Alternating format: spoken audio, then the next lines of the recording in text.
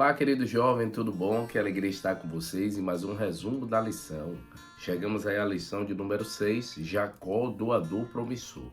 O nosso verso da semana foi Gênesis 28, de 10 a 15, que é quando Jacó está fugindo de Esaú, indo lá para a terra dos seus parentes, ver Labão.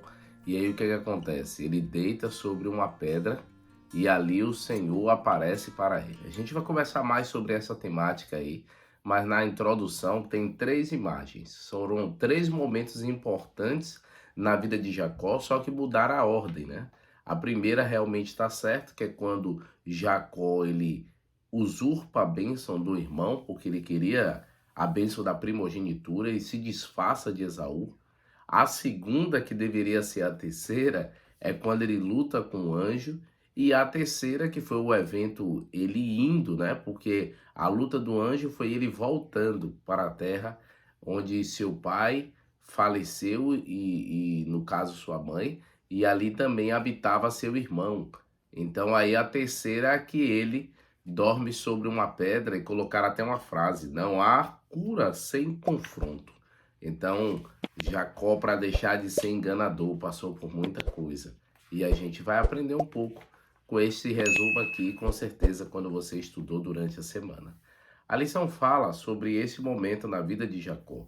Um momento que provavelmente foi traumático, porque alguém que vivia em uma família estável, tinha um irmão, um pai, uma mãe, uma família estruturada. Agora ele teve que sozinho sair, com medo do seu irmão Esaú e aconselhado por sua mãe. Ele teve que fugir para que não gerasse um problema maior sobre a sua vida. O interessante é que ao sair de casa, ele agora teve que se virar com alimento, com água, com um local para dormir. E quando fala que ele dormiu sobre uma pedra, mostra que o lugar para dormir foi na rua. Então, assim, quando a gente toma decisões precipitadas, a gente quer fazer as coisas com ansiedade, achar que a gente tem a prioridade, a bênção tem que vir, a gente colhe muitas das vezes consequências ruins. Foi o que aconteceu com Jacó. Jacó, ele quis usurpar essa bênção da primogenitura, queria ser o primeiro, queria estar sendo aquele que seria abençoado, mas ele achou que as consequências só seriam boas. Amigos, a gente precisa ter cuidado com isso. Muitas das vezes o jovem ele é inconsequente. Ele esquece que sempre tem consequências. Algumas vão ser boas e outras vão ser ruins em toda decisão que a gente toma. A palavra escolhas deve fazer parte da nossa vida. E ao fazer essa escolha pela bênção ali do pai, ele agora teve que passar por essa luta de recomeçar. E recomeçar nunca é fácil. Mas olha que interessante. Jacó, ao estar só, Deus não o desamparou. Quando ele dormiu sobre aquela pedra, colocou como travesseiro, ele teve um sonho. E ali ele viu os anjos subirem e descendo de uma escada.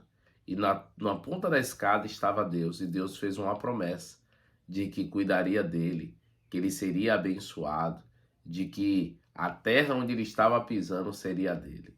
E o que foi que aconteceu? Em Gênesis 28, verso 22, Jacó prometeu dar o dízimo ao Senhor, daquelas bênçãos que viria. Jacó, pelos olhos da fé, já se apegava à promessa, à bênção, e já prometia ao Senhor ser fiel. Provavelmente Jacó fez isso porque conhecia a história, o aspecto do dízimo já era comum para ele, pois seu avô Abraão foi dizimista, seu pai, então agora ele também percebe que o voto de fidelidade era importante para com Deus. A lição traz até a história de um jovem universitário que estava ainda terminando a faculdade, trabalhando como instrutor de música, mas ganhava pouco, e preocupado com o futuro, o que iria acontecer. E aí ele se lembra das promessas que Deus fez a Abraão e como Abraão foi abençoado. E ele disse: olha, Abraão não mais existe, mas as promessas de Deus sim, e eu posso me apegar a ela. Assim também Jacó se apegou às promessas de Deus, e confiar no Senhor sempre é o melhor que fazemos para a nossa vida. Deus tem a primazia de tudo e ele precisa dos seus filhos que sejam fiéis.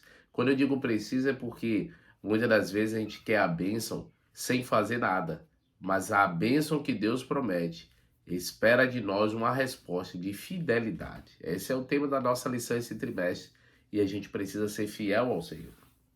Abrir as portas para o Espírito. É possível se tornar cristão sem nunca fazer algo ou alguma promessa? É possível passar a vida toda namorando e não se casar? Tem gente que faz isso. Já viu muita gente aí que é noiva há 10, 15 anos? Como é o nome disso? Não tem compromisso. E tem muita gente que faz isso com Deus. Fica a vida toda ali só passando ao redor, mas não se compromete. E quando a gente se compromete, queridos, envolve alguns votos que a gente faz. Um deles é ali com o batismo. A gente, na igreja adventista, tem um voto batismal. E algumas coisas que a lição citou já está dentro do voto. Que é o que? A gente crê na Trindade, a gente tem o aspecto doutrinário, mas também tem o aspecto do estilo de vida, onde a gente promete se abster de alimentos, onde a gente promete ser fiel no dízimos e ofertas, ser fiel no casamento, não fazer sexo pré-marital, né, antes de casar. Então são votos que a gente toma que norteiam a nossa vida. E a gente precisa deste compromisso para continuar vivendo e fazendo aquilo em obediência a Deus. A obediência, queridos, gera resultado. A obediência gera compromisso. E Deus espera de nós que sejamos obedientes. Quando a gente fala lá do primeiro casal, Adão e Eva, alguns se prendem ao fruto. Até existe tanta filosofia que fruto era. Não, queridos. O fruto ali era a obediência. Simplesmente isso que Deus queria do primeiro casal. E não é diferente para nós. Deus quer que a gente o aceite, né? E aí tem a ênfase da graça, porque alguns falam, se o problema fosse apenas obedecer aos mandamentos, o problema então do pecado seria apenas moral. Queridos, Cristo já pagou o preço. E o que a gente precisa fazer é aceitar aquilo que Deus fez por nós. E a gente aceita pela fé e influência do Espírito Santo. Mas agora, nesse processo de santificação, eu preciso cada dia deixar as coisas que no mundo há e focar para Deus. Porque as coisas do mundo, o que é que diz lá em 1 João? A concupiscência da carne, a soberba da vida, não procede de Deus. E a gente então precisa ter os olhos no autor e consumador da nossa fé. Por isso, queridos, que os votos eles são importantes e a gente precisa seguir, ó, como a lição diz, os votos são como portas que abrimos ao Espírito Santo, proporcionando-nos o desejo e a capacidade de fazer o que é correto. Então, quando eu faço um voto, eu abro a porta para o Espírito Santo me ajudar e aumentar assim, o meu compromisso. Na quarta-feira, a lição fala: a história de Jacó é uma das ricas de Gênesis, uma das mais ricas de Gênesis, porque demonstra abertamente a qualidade do coração humano, ansiando pela bênção da primogenitura. Ele dá próprio jeitinho para alcançar aquilo que entendia ser por direito. Então ele não espera por Deus abençoar, ele mesmo dá um jeitinho, ele mesmo corre atrás para ser do jeito que ele acha que é certo. E aí a lição traz uma pergunta bem interessante.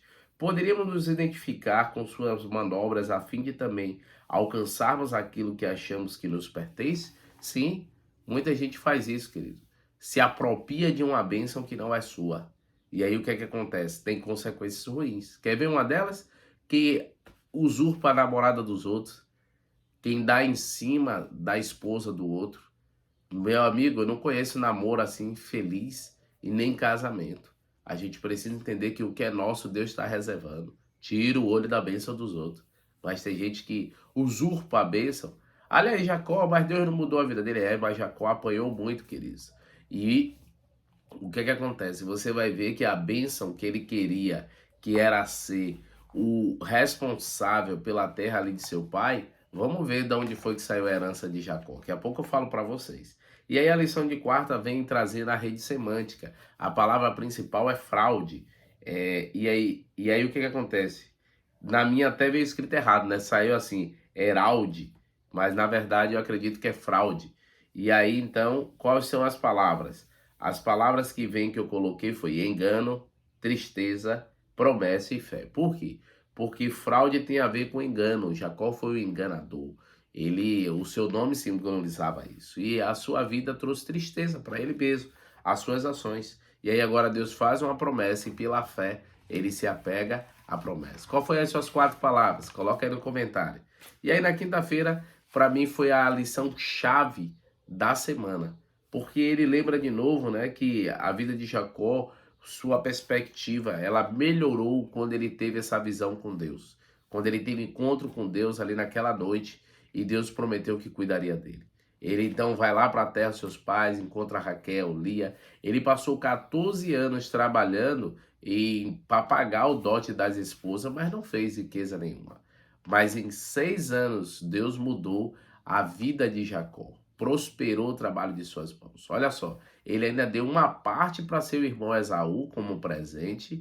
Então, da onde foi que veio a herança de Jacó? Que ele queria tanto lá a de seu pai, mas veio de quem? Veio de Deus. Porque você pode dizer, veio do trabalho dele, mas leia a história. Você vai ver ali que Deus abençoava, que até Labão, de maneira errada, você vai ver ali Gênesis 30, 31, tentava mudar toda vez o pagamento de Jacó e dizia que agora seria as listradas, seria as ovelhas pintadas, e mesmo assim, quando ele mudava, Deus ainda abençoava.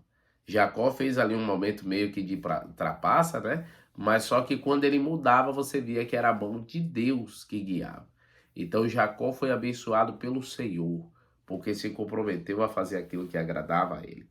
Jacó de repente entendeu o que significava graça e perdão e foi levado ao arrependimento.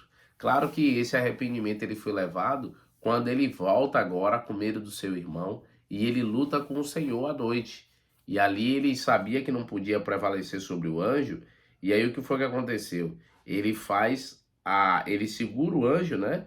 E pede ali ao anjo que o abençoe. Nós cremos que esse anjo era Jesus Cristo. E o anjo então o abençoa e ele agora tem seu nome mudado. Deixa de ser o enganador para agora ser quem? Ser Israel, aquele que lutou com Deus e foi vencedor. Esse voto aqui, ó, para Jacó o dízimo seria um exercício de fé no Deus que tem o futuro em suas mãos. Durou 20 anos para que Jacó realmente se convertesse, mudasse de vida e agora vivesse a plenitude do Espírito, estar na presença de Deus. Lutou com Deus para obter a vitória. Querido, será que não é isso que falta em sua vida? Será que você não precisa lutar com Deus também para que Ele te mostre onde tem falhado e você melhorar? Quantos jovens do pouco que ganha têm sido infiel?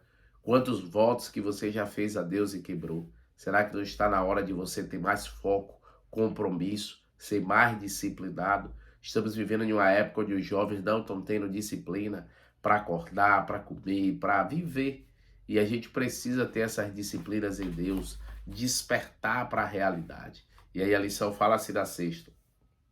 Não pertencemos a Cristo se não somos inteiramente dele. Só pertencemos ao Senhor, querido, quando a gente se entrega sem reserva. Buscar-me-eis e me achareis quando buscar de todo o vosso coração. E aí a lição diz mais, os cristãos devem agir guiados por princípios fixos, seguindo o exemplo de desprendimento e autossacrifício do Salvador.